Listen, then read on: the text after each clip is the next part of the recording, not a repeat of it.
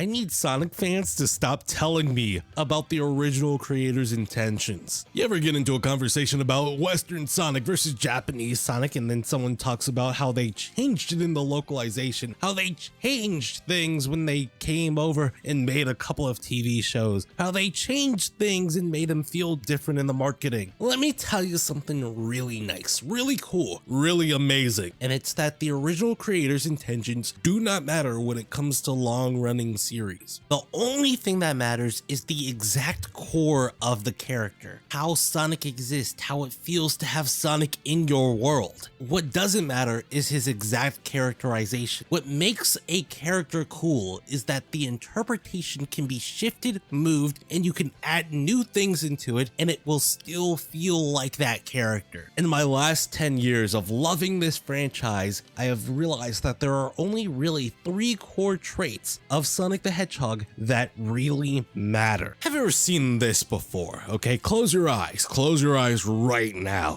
literally right at the second. Close your eyes. There's a blue curtain, okay? That blue curtain is surrounded by a bunch of people telling you what the curtain means. You see the original creator. You walk over, you talk to the original creator and ask them, why did they make the curtain blue? And they say it's because they were taking a shit and they wish that brown was actually blue, so they made the curtain the blue color to represent the shit that was in the toilet that day. Would that take away from the experience you had theorizing what the curtain was actually symbolizing? Would it take away from that in any way whatsoever? It wouldn't, because how you interpret things matters more than what a thing actually is. What matters more is the emotional resonance you have with that thing. Now let's circle this back around to Sonic. Sonic has core character traits, and how those character traits are displayed matters, because they will resonate differently with different people depending on which part of Sonic that you decide to emphasize in your story.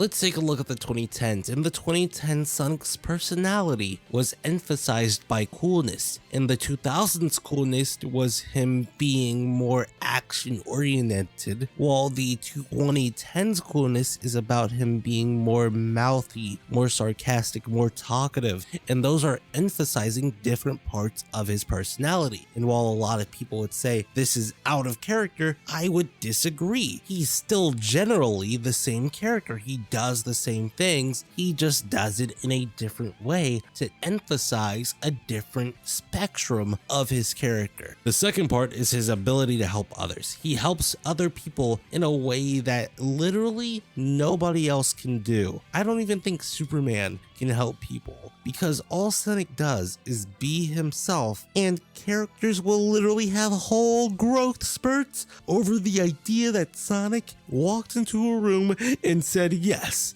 I am Sonic and I'm the coolest, and everybody just starts changing and growing in a personality. But in a different interpretation, you can make that still happen and he can grow as his own character. But people will tell you that Sonic growing as a character makes him no longer Sonic, because Sonic should be a paragon. He should never question himself. But you don't have to question yourself in order to grow or change. It's just a shallow piece of thinking to be anti-Western when it comes to your Sonic stories. But that's because we allow ourselves to allow different interpretations to come consistently into Sonic's canon, and we change the interpretation based on the story that he needs to be portrayed in. You're not gonna have a very talkative Sonic happen during SA2. He's gonna randomly start talking as Gerald Robotnik tells the story about how he literally did everything from a prison cell before he gets executed by the ancient police unit force, otherwise known as Gun. Like, how did he set up that plan anyway? It doesn't even make any sense. The third pillar for Sonic is his friend group. His friend group is a core identifiable part of Sonic because no matter what kind of interpretation you have, all his friends around him are going to make him a stronger character. And I think that's one of the most important parts of Sonic, because depending on what kind of friends that you have around Sonic will very much determine all the other attributes. You know, it feels like a lot of people are like cattle and they see what the original creator really wants for a series when creating something for a company and thinks that we have to follow that. It's like you give out a book. You give out a really good book. The book is great. Everybody likes the book.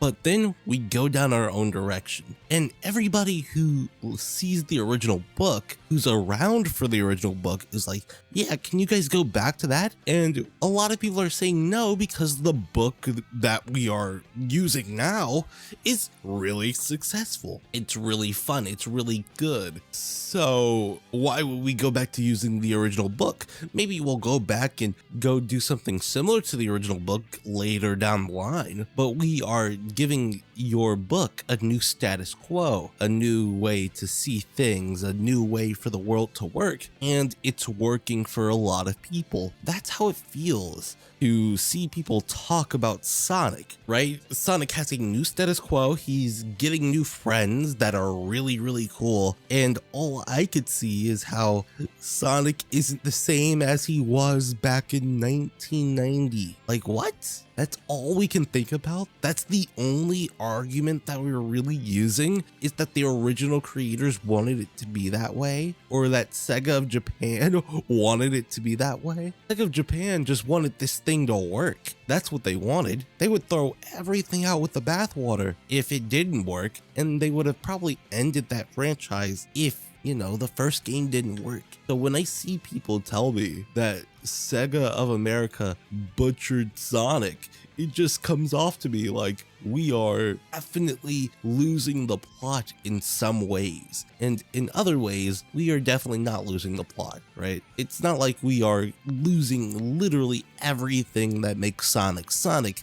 It's that the things that make Sonic Sonic have changed over time, because that's just kind of how it works, right? If Spider-Man became an adult, what it means to be Spider-Man is going to be different than what it means to be Spider-Man when Spider-Man is a kid. Because when Spider-Man is a kid, he doesn't have that experience, right? He doesn't have the experience to know what Spider-Man is supposed to be. Once you're an adult, it's defined what Spider-Man is supposed to be. And it's been defined what Sonic is for a very long time. What Sonic is inconsistent, and that's what makes him cool. You will never get the same thing twice when it comes to Sonic, and that's what makes it beautiful. So when I see somebody talk about the original creators, what the original creators wanted, it gives me the feeling that we want Sonic to be in a box. We want Sonic to be a specific way so we can have a franchise consistency. And that's just not what Sonic is. That's never what Sonic has been. And I'm tired of pretending like we need a status quo for Sonic. We already have status quos for Sonic in the games. We don't need a status quo for Sonic in any other form of media, because we have that in the games. We have that specific version of Sonic in those certain places. And Sonic of America gives us a different status quo that we can chomp on